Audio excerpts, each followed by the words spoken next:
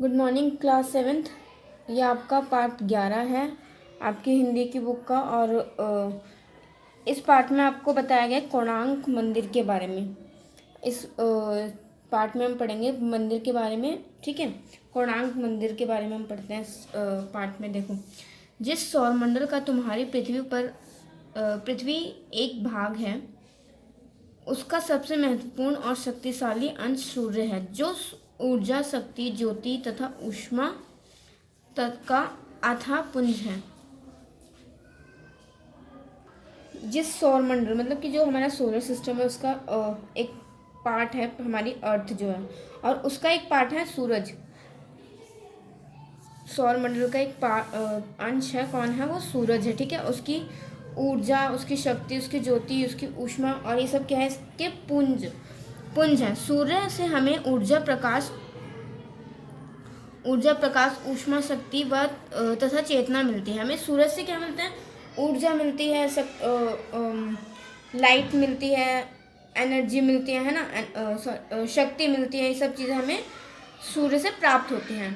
समय का चक्र सूर्य द्वारा ही संचालित होता है, और जो हमारा टाइम चलता रहता है वो भी किसके द्वारा पता चलता है? सूरज के द्वारा। जैसे सुबह सूरज निकलता है तो मतलब दिन हो गया, है ना। और जब तेज किरणें होती हैं सूरज की तो दोपहर हो जाती है, और जब सूरज ढल जाता है तो फिर ढलता है तो शाम होने लगती है, और जब पूरी तरह से ढल जाता है तो क्या होता है? रात हो जाती है। तो हमारा समय भी कौन निर्धारित करता है? सूरज, ठीक है। सूर्य ही दिनाभान करता है तथा रंगों की दुनिया भी हमें सूर्य ही दिखाती है, और रंगों की दुनिया भी हमें कौन दिखाता है? सूरज ही दिखाता है। पेड़ पौधे सूर्य के प्रकाश द्वारा ही प्रकाश संश्लेषण द्वारा अपना भोजन बनाते हैं, और जो पेड़ पौधे होते हैं वो भी आपको पता है फोटोसिंथेसिस जो होता है उसके द्वारा, सूरज के द्वारा ही अपना खाना बनाते हैं, जिससे जीव जंतु, मानव सभी जीवित रहते हैं, और जिसकी वजह से जीव जंतु, जितने भी एनिमल्स हैं, जितने भी ह्यूमन बींग्स हैं, वो सब जिंदा रहते हैं। जल चक्र, नाइट्रोजन चक्र सभी कुछ सूर्य द्वारा ही संचालित होता है, जिसका कारण है कि सूर्य हमारे जीवन का आधार, जिसके कारण सूर्य हमारे जीवन का आधार कहलाता है। देखो, जो हमारा जल चक्र है और नाइट्रोजन चक्र है, इन सबको कौन चलाता है? सूरज ही सूरज के अकॉर्डिंग, उसके द्वारा ही चलते हैं, और इसी के कारण हम सूरज को हमारे जीवन का आधार कहते हैं।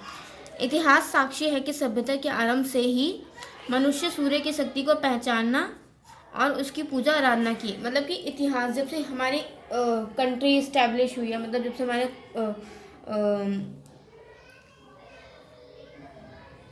जब से हम लोग आए हैं, तब से यही इतिहास गवाह है कि सूरज, जैसे आपने हिस्ट्री में भी पढ़ा होगा कि पहले के टाइम पे भी लोग क्या करते थे?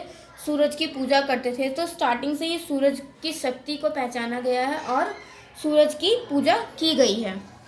चाहे मिस्र हो या यूनान, मोहनजोदड़ो या हड़प्पा, जीवन के आधार हड़प्पा, सृष्टि के प्रत्येक काल में, हर सदी में सूर्य के अपरिमित महत्व को श्रेय दिया गया है। उसकी श्रुति की जीवन के आधार पर उसी सूर्य के विश्लेषण भवन होने का गौरव मुझे प्राप्त है। अब देखो, चाहे मिस्र हो, चाहे यूनान हो, चाहे मोहनजोदड़ो हो या हड़प्पा हो, सभी सभ्यता में क्या है कि सूरज की जो शक्ति है उसको पहचाना गया है, और स्टार्टिंग से ही सूरज की जो है पूजा की गई है। जी हाँ, मैं सूर्य मंदिर कोणार्क हूँ। अब इसमें कौन बात कर रहे हैं? ये जो बात हो रही है, ये जितनी भी बातें, जो चैप्टर लिखा है वो है सूर्य मंदिर कोणार्क। एक सूर्य मंदिर है जिसमें सूर्य भगवान की पूजा की जाती है, वो है कोणार्क, ठीक है। कोणार्क मंदिर उड़ीसा का 3 स्वर्णिम नगरियों भुवनेश्वर, कोणार्क और पुरी के त्रिकोण में स्थित भारत के पूर्वी समुद्र तट पर निर्मित एक अभूतपूर्व स्मारक भारत के गौरवमय इतिहास, प्रतीक, कला की उन्नत अवस्था का द्योतक और मानव की सबसे उत्कृष्ट और उदात्त भावना का उदाहरण। अब देखो, ये मंदिर कहाँ पर है? उड़ीसा की 3 स्वर्णिम नगरियों भुवनेश्वर, कोणार्क और त्रिकोण में स्थित और पुरी के त्रिकोण में स्थित ये मंदिर है भारत के पूर्वी समुद्र तट पर निर्मित, मतलब कि भारत का समुद्री तट जहाँ पर है वहाँ पर ये अभूतपूर्व स्मारक मतलब कि कोणार्क मंदिर बना हुआ है। और ये भारत के गौरवमय इतिहास मतलब कि बहुत टाइम पुराना ये मंदिर है जो कि सूर्यदेव भगवान के लिए बनाया गया था। ठीक है, मुझे बनवाने का श्रेय पूर्वी गंगा राजवंश के राजा नरसिंह देव प्रथम को जाता है। और मुझे किसने बनवाया, मतलब ये कोणार्क मंदिर बोल रहा है कि मुझे किसने बनवाया, कोणार्क मंदिर अपने बारे में बता रहा है कि मुझे किसने बनाया। मुझे बनाने का श्रेय सिर्फ पूर्वी गंगा राजवंश के राजा नरसिंह देव प्रथम को जाता है। मतलब कि कोणार्क मंदिर किसने बनवाया था, नरसिंह देव प्रथम ने। कहते हैं कि मेरा निर्माण 13वीं शताब्दी में राजा नरसिंह देव द्वारा अपनी विजय पताका फहराने और अपनी कीर्ति को सबके सामने प्रदर्शित करने के लिए हुआ था। और वो क्या कहते हैं कि मेरा निर्माण मुझे किस लिए बनाया गया था, क्योंकि जो राजा थे नरसिंह देव उन्होंने अपनी विजय मतलब अपनी जीत पर अपनी यश अपनी खुशी दिखाने के लिए मुझे बनवाया था।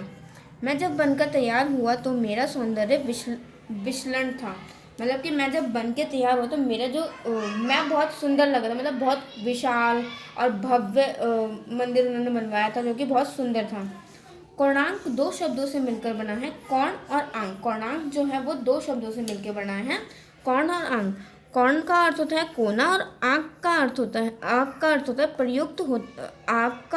प्रयुक्त होता है सूर्य के लिए, मतलब कि सूर्य के लिए एक कोना मतलब सूरज के लिए थोड़ी सी जगह। ठीक है, अतएव मैं कोणार्क का मंदिर सूर्य भगवान को समर्पित हूँ। मैं किसका मंदिर हूँ, कोणार्क का मंदिर मतलब सूरज भगवान का मंदिर हूँ, मैं सूर्य भगवान को समर्पित हूँ। कहा जाता है कि मेरे निर्माण में 1200 शिल्पकार स्थापत्य कलाविंद कलाकार व कारीगर 12 वर्षों तक रात दिन लगे रहे। और मुझे बनवाने के लिए 1200 शिल्पकार और कलाकार कारीगर 12 वर्ष तक लगे रहे, पूरे रात दिन उन्होंने 12 वर्ष तक मुझे बनाया। मेरा भव्य स्वरूप निखर सका, ताकि जो मेरा स्वरूप है, जो मेरा विशाल स्वरूप है, मतलब मैं इतना बड़ा बनाऊँ, तो वो किसकी वजह से बना है, वो कलाकार और शिल्पकार उन्होंने 12 वर्ष तक रात दिन मेहनत करके वो बनाया। ठीक है, धन मेरे निर्माण में लग गया जो उन्होंने अपने प्रधान वास्तुविद विष्णु महाराणा को शीघ्र कार्य समाप्त करने के लिए आदेश दिए। और धन लगाया उन्होंने बहुत, उन्होंने अपने प्रधान को विष्णु महाराणा को शीघ्र कार्य समाप्त करने का आदेश दिया। उन्होंने बोला जल्दी से जल्दी ये जो मंदिर है उसका जल्दी से जल्दी निर्माण करवाओ, मतलब जल्दी से जल्दी बनाओ। किंतु कहीं ना कहीं गणना की कुछ त्रुटि के कारण मुख्य स्तंभ टिक नहीं पा रहा था, बल्कि क्या हुआ था कि कुछ ना कुछ प्रॉब्लम की वजह से जो मुख्य स्तंभ था वो टिक नहीं पा रहा था। तब उनके 12 वर्षीय पुत्र धर्मपद ने, जो भीषण प्रतिभा का धनी था, उस समस्या का निदान सुझाया और अंतिम पत्थर की चिनाई स्वयं कर दी। और तब जब वो स्तंभ नहीं टिक पा रहा था, तब उनके 12 वर्ष का पुत्र था धर्मपद, उन्होंने अपना धन, जो कि बहुत धनी थे, उन्होंने उसका सॉल्यूशन निकाला और अंतिम पत्थर जो था उसकी चिनाई खुद कर दी। इस प्रकार मेरे निर्माण का यह अत्यंत कोमल और अलौकिक पक्ष है। और इस वजह से ये जो है मेरा निर्माण में मतलब सबसे अच्छी चीज़ यही है कि उन्होंने खुद लास्ट पत्थर की जो चुनाई थी वो खुद की। मेरे निर्माण के लिए कई संकल्पना अत्यंत अनोखी थी। और मेरे निर्माण मुझे बनाने के लिए बहुत सारे सपने देखे गए थे, बहुत सारे अनोखे सपने। मुझे एक विशाल सूर्य रथ के रूप में बनाया गया, मुझे एक विशाल सूर्य रथ, उसकी जो शेप है उस मंदिर की वो सूर्य रथ, जैसे आपने देखा होगा सूरज जो रथ होता है उस टाइप का इसे बनाया गया। इसके हर भाग की नक्काशी अनमोल है। उसके हर भाग मतलब कि लेफ्ट राइट आगे पीछे सब जगह से जिसकी निकासी की है वो बहुत एक्सपेंसिव, बहुत अनमोल है। यह रथ सूर्य की द्रुत गति का प्रतीक है, जिसके साथ विलक्षण घोड़े तेजी से खींच रहे हैं, जिसे 7 घोड़े खींच रहे हैं। ठीक है, ऐसा रथ बना के एक रथ बनाया हुआ है, 7 घोड़े उसको खींच रहे हैं।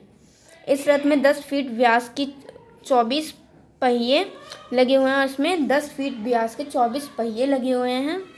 इन वृंदाकार पहियों की नक्काशी अत्यंत खूबसूरत है। इनको बहुत ही प्यार से, बहुत अच्छी तरह से बनाया हुआ, मतलब एकदम फिनिशिंग के साथ इनको बनाया हुआ है। इस प्रकार मेरे निर्माण की संकल्पना की अत्यंत ऐश्वर्यपूर्ण थी, और इसी प्रकार जो मुझे बनाने का जो वो था बहुत ही खूबसूरत था। मेरा विशाल आकार सूर्य रथ के रूप में भवन का परिशुद्ध अनुपात, विलक्षण वास्तुकला, भव्य शिल्प और अनूठी संरचना सब कुछ दर्शनीय है। क्लास आगे का चैप्टर नेक्स्ट वीडियो में पढ़ेंगे।